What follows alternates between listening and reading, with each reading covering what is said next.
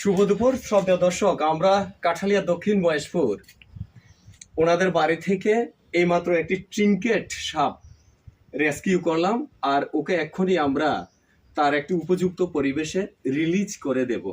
আর যে বাড়ির মালিকের বাড়ি থেকে আমরা এই সাপটি উদ্ধার করেছি, ওনাদের নাম জানতে চাইব।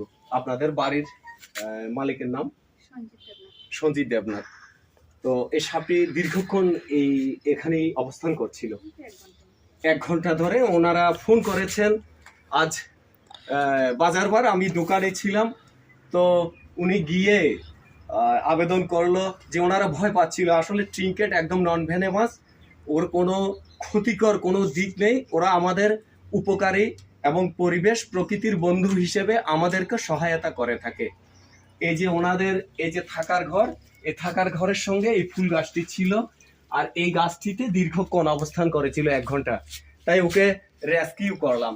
আর যদি ন্যাচারাল ভাবে থাকতো তাহলে তাকে রেস্কিউ করার প্রয়োজন ছিল না।